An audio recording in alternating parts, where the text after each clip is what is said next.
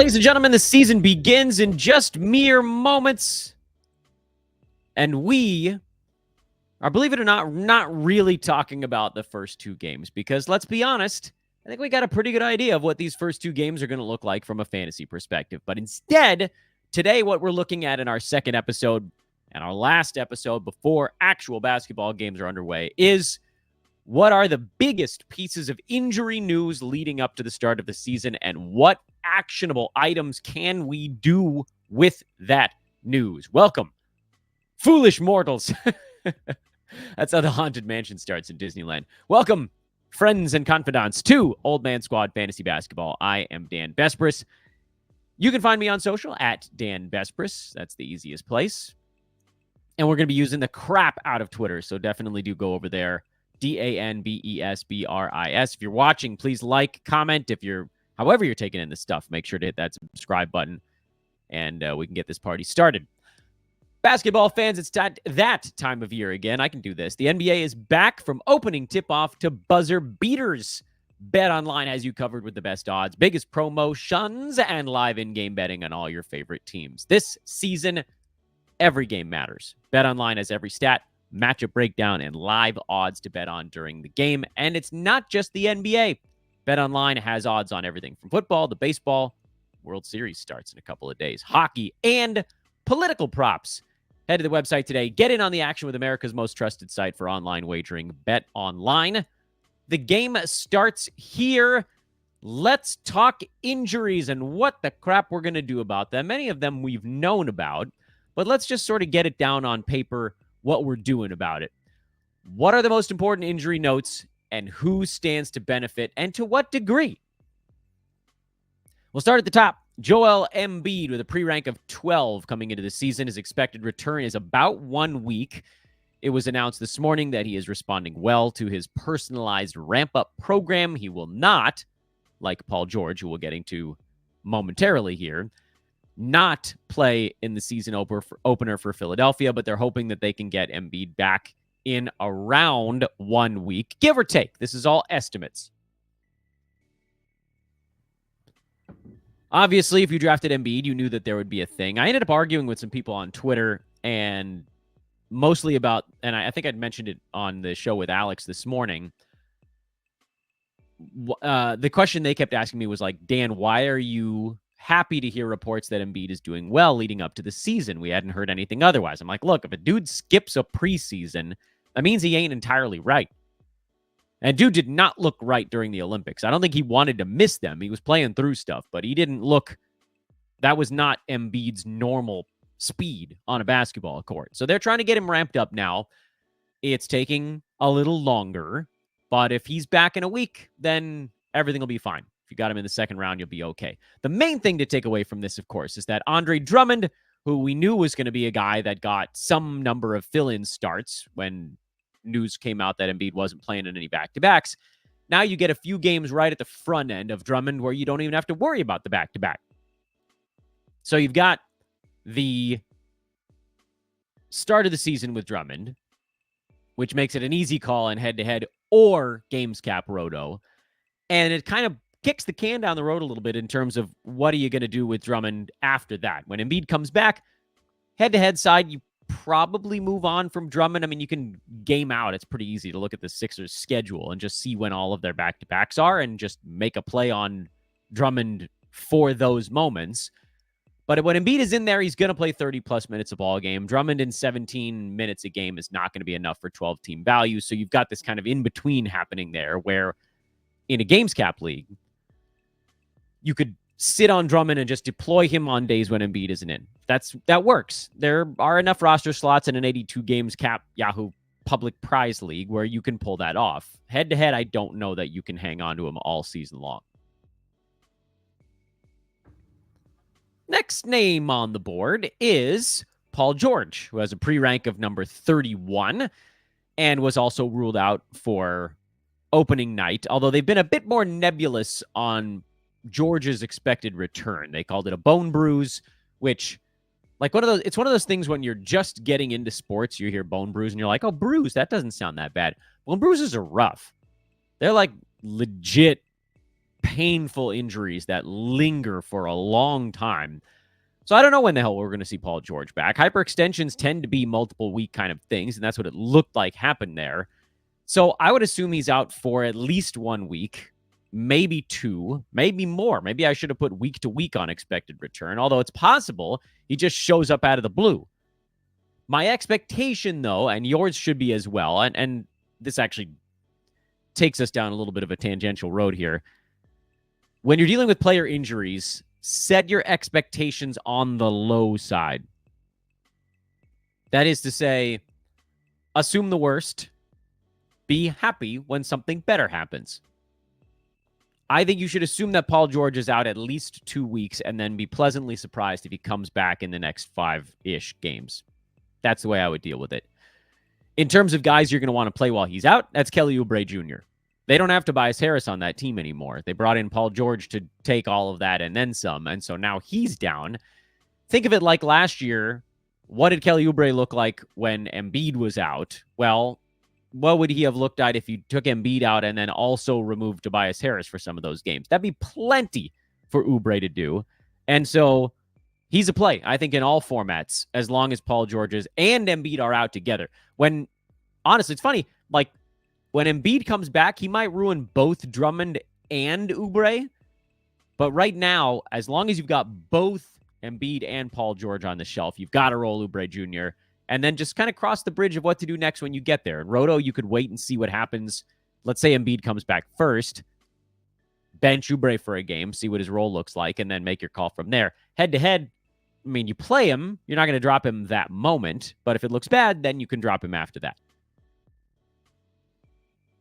Let's take a very quick commercial break while we flip pages to our next player.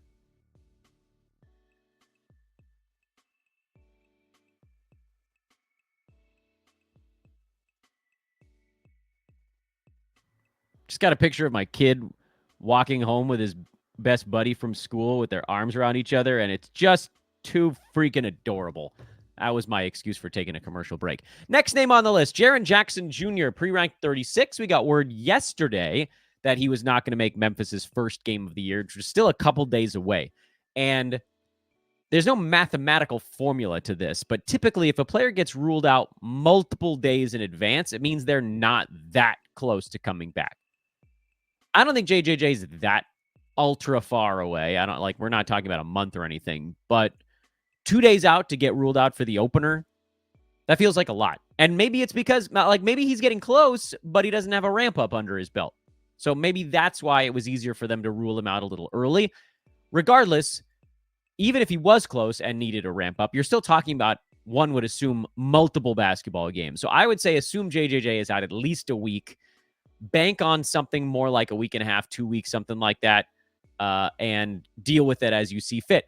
Funny thing is, I didn't shy away from JJJ in drafts, but I didn't end up with him anywhere, and I'm feeling sort of relieved right now because I was worried that his block rate might not come back to where it was a couple of years ago when he was a first rounder.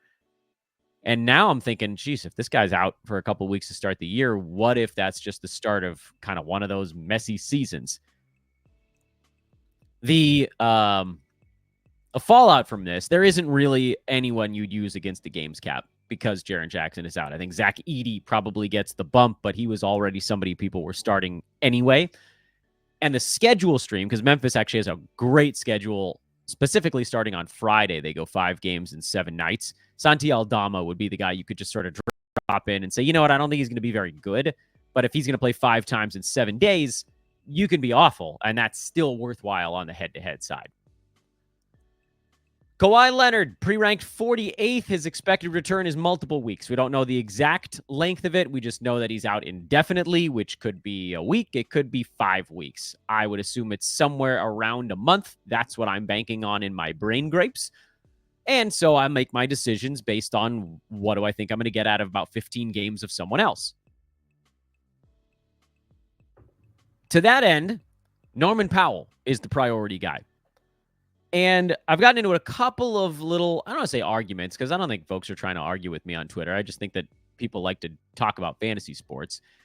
But I'll call it an argument just for simplicity's sake. I've gotten into a couple of arguments with folks about Norman Powell.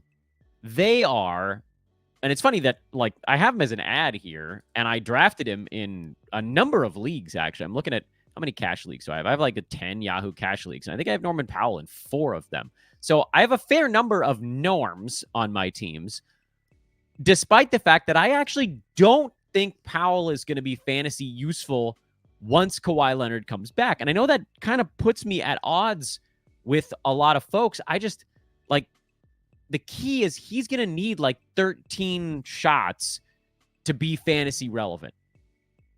Look at the second half of last year. He took 11 shots a ball game, played 28 and a half minutes over that stretch, averaged 15 points and 2.5 3-pointers, and he was outside the top 170. You can look at the last month of the year. He played 28 minutes, took 10 shots. Kawhi missed a few games in there. Like, the main guys were not ultra healthy for the Clippers during that stretch. Harden was in there, obviously. He played most of the games last year after the trade. Paul George was relatively healthy, but Kawhi missed a bunch of games right at the end of the regular season. So we were already in a situation where Norman Powell was that, like, there were times where it was Harden, Paul George, and Norm, and he wasn't that close. Top 170 range. Now, which, by the way, that is likely about what you're going to see when Kawhi's healthy.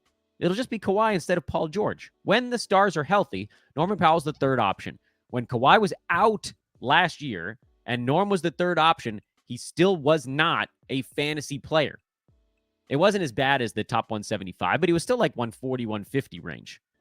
Scored like 17, 18 points a game, but didn't really do anything else. However, when Norm is the number 2 option, that's a bigger jump, going from the 4th option, from 4th to 3rd, and your shots go from like 10 to 12, then going 3rd to 2nd, where your shots jump a bigger chunk. I don't know where it starts, but think of it from a percentage standpoint. Like, you remove, if you're 1 out of 4 and you remove one of them, everybody's pieces of the pie get a little bit bigger. Instead of 25% of the pie, you get 33. That's assume everything was even. That's a gain of 8%. 8.33. Going from a third of the pie to half of the pie, you go from 33.3 to 50. That's basically double jump. 8, 1, 16, 17 other. So that's why I think Norman Powell is useful when Kawhi is out, because he becomes the number 2 guy. He's going to get a bunch of shots, probably 14 plus. And he's a top 100 player in that stretch. But when Kawhi comes back, I'm not convinced. The good thing is, it's the start of the season. You can roster Norman Powell, and you can just ride him for however long this goes.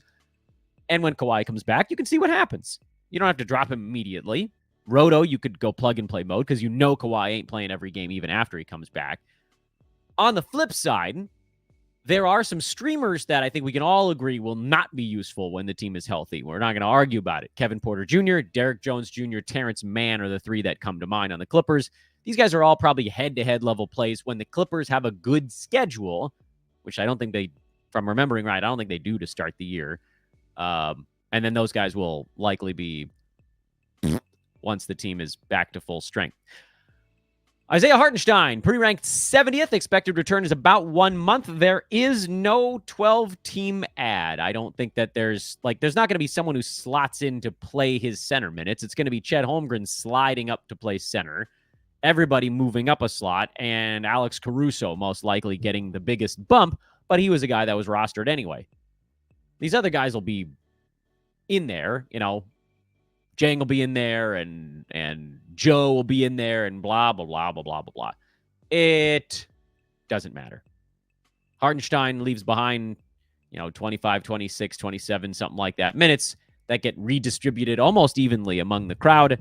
But the most important thing with the Hartenstein injury is that Chet Holmgren gets to play center, and that is good for Chet Holmgren. Devin Vassell, pre-ranked at 24th coming into the season. His expected return is at least 1 week. We know he's going to get reevaluated 1 week into the season, but that doesn't usually mean back. That usually means, okay, now we have a better idea. Like, we might get a report next Tuesday that says, oh, Vassell, he's coming along. We're going to check him out in another week, something like that. I would assume that Vassell is out at least 2 weeks. That's my guess. and probably just bank on him missing somewhere between 2 and 3 weeks and then kind of operate from there. I don't believe there's a 12-team add in the traditional sense. That is, I don't think there's someone that bumps up far enough where I would use them against a Roto games cap. The closest play would be Keldon Johnson, who, when this team is healthy, probably sits somewhere in the 150, 130 to 160 range. And with Vassell out and his shots going back into the team bucket, Devin hooked 15.5 shots a game last year. Keldon Johnson gets like 2 of those. He probably pushes near the edge of the top 100, but there's no guarantee he gets in there. So call him a coin flip. Call Keldon Johnson a coin flip. Definitely head-to-head streamable when the Spurs' schedule gets better, which, again, it doesn't start the year great. Next week, their schedule is much better. They go 4 games in 6 nights to start the week, including a doubleheader Wednesday, Thursday. So that's when you might want to look at Keldon Johnson in head-to-head. In Roto, if you wanted to have him on your roster and just sort of see what he looks like, maybe play him against pastry-level defenses, which they don't play a ton early on. They've got Houston twice, Minnesota, OKC all mixed in there, Dallas. These are pretty good teams. Spurs are probably going to open the season 1-5 at the absolute best, I would think. And that Utah game is the one they might win, but it's at altitude on the second half of a back-to-back. So tough start for San Antonio. Keldon Johnson is a maybe. I probably don't use him against a games cap, but certainly once you get into the better part of their calendar, you could use him for a head-to-head stream. Trey Murphy III. That's right. I believe I pronounced that right. Pre-ranked 82. His expected return is week to week. We don't have a ton of information on Murphy. The expectation is that he's going to get reevaluated a few days, perhaps into the season. Maybe we'll get some news in the next 24 hours. I don't know. I wouldn't bank on it, but I'm going with week to week on Trey. I would assume that he misses at least 1, and I would probably budget for more like 2+. And there isn't an ad. Trey Murphy being out just means that Herb Jones has a safer job game to game. Same story for all the other like main guys on that team. They, Zion will do a little bit more, and McCollum will do a little bit more. Maybe McCollum's the big winner here because he's not going to lose his starting job immediately. But, DeJounte's going to do plenty, and Brandon Ingram will do plenty.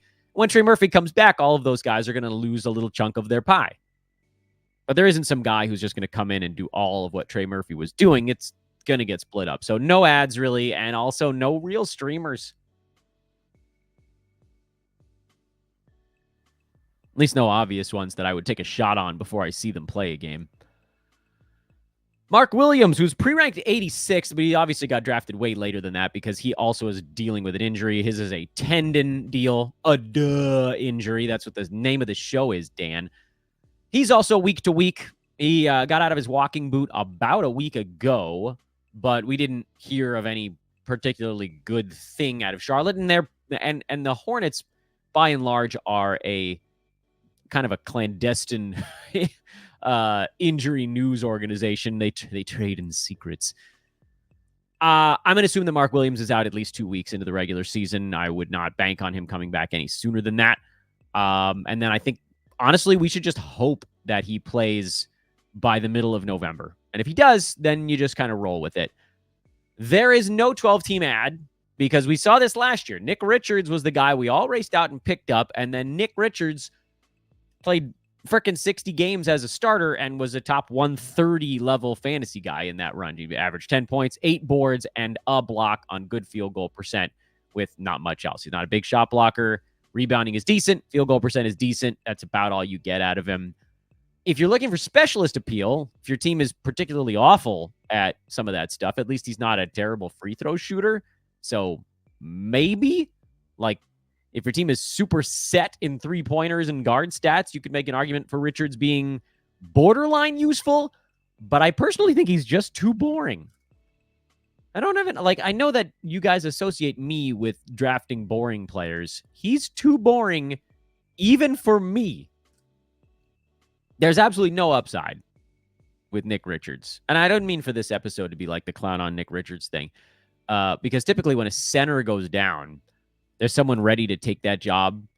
But Mark Williams excels in things that Nick Richards does not. It's as simple as that. Mark Williams, in 27 minutes a game, basically the same exact number of minutes as Richards ended up playing, scored 3 more points, grabbed 1 more rebound, an extra half a steal on similar percentages.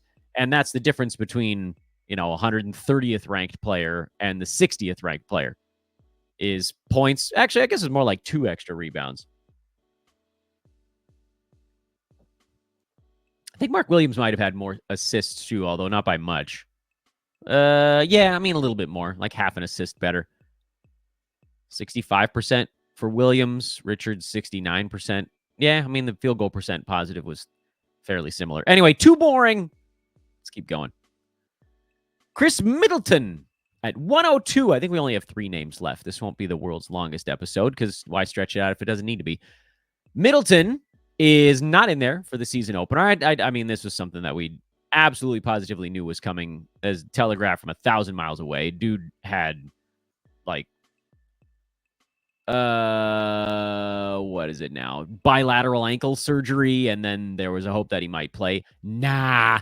The nice thing is that Milwaukee has actually been kind of open with their injury reporting to say, look, he needs to play in 5-on-5 before we let him into an actual meaningful basketball game. So he's not that far away, which has somehow landed. I had no intention of this, and you guys know my rage around Khris Middleton knows no bounds after the last couple of seasons, and yet I have him in 3 Yahoo Roto leagues. 3 of them. I'm going to end up losing my mind. But the nice thing is those leagues have a low games cap, 82 game cap with 3 IL spots. So it's so easy to draft Middleton with I think I took him in the 10th, 11th round in one of these things. Just squat on him. I'm just not expecting to get anything useful out of Middleton for at least 3 weeks. At least. Maybe more like a month. And that's a nice, easy, hurdle that I could set up in my mind. Or limbo stick, or whatever you want to call it. And Middleton can just sort of calmly step over the hurdle or calmly bend under doing the limbo rock. Either way, head-to-head, I just, not in 1,000 years. I don't want anything to do with this dude in head-to-head. That said, his absence does create a head-to-head opportunity. Not so much Roto. On the Roto side, I don't think anybody's good enough that's filling in. Gary Trent is going to get to do a little bit more with what was probably going to be a starter's job anyway, but I still don't think he's going to be good enough to use against the games cap. But I would, however, use Gary Trent in a head-to-head stream situation. Milwaukee, they play on a couple of high traffic days this week, but then they have a back-to-back Sunday, Monday. That would be kind of an interesting spot to deploy Gary Trent. If you were going to move on from him again after that, that's kind of the best early schedule spot for Trent, where I think Middleton is probably still going to be out. Once he's back, you might still be able to stream Trent in decent head-to-head spots, but it certainly wouldn't be as lovely. Kristaps Porzingis, he's out for 2 months, and Al Horford's the play. I mean, this is something we've talked about 100 times during the run-up to the fantasy season. The Celtics are optimistic they can get Porzingis back in December. I'll believe it when I see it. I think he's coming back in January, and whatever. It doesn't really change the calculus on things. Porzingis is not a guy I stashed in any league because I don't like sitting on somebody for that long when so many things can go wrong, and you generally need those other roster slots. Now, if you could get him at pick 120, 130, something like that, you probably do it in Roto. Head-to-head, you need your IL slots. Most leagues don't have 3. Yahoo public ones do, but most of the leagues I'm in with friends, colleagues, whatever, have 1 or 2 IL slots. So I'm going to need those. At some point, I'm probably going to have 4 or 5 guys hurt on a head-to-head roster. It happens every year. I can't have a dude that needs one of those slots for half the season. It's too much. Anyway, you're playing Al Horford while he's out. Big Al got, we think we figured it out last year. He got 35 or 40 starts last season, and that put him in the top 85 range in 9-cat. He's probably going to get more than that this year. So I would assume that Big Al has a chance to be a top 75 guy for the season, but obviously the big run here is with Porzingis out. So roll him out there and be ready to move on if or when Kristaps ever does come back. And finally, RJ Barrett. This is as far as I felt I needed to go. Anybody beyond RJ Barrett that came into the season hurt, you probably shouldn't have been drafting anyway. I'm looking at you, Malcolm Brogdon. RJ pre-ranked 119. His expected return is frankly somewhat unclear. Because of that, I would say assume that he's out for at least 1 to 2 weeks. Now, if he shows up, that's terrific. Kelly Olynyk, by the way, also out on the Raptors, so they're a bit kneecapped to start the season. And I don't know that, like... So I kicked this one around a bunch as I was doing this very last slide. Sorry, you guys have to hear me sighing into the microphone as I think back about what I've done. The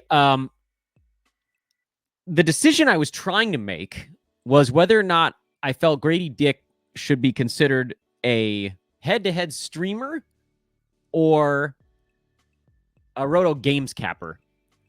And with Barrett out, I'm just going to go ahead and say pick him up in all formats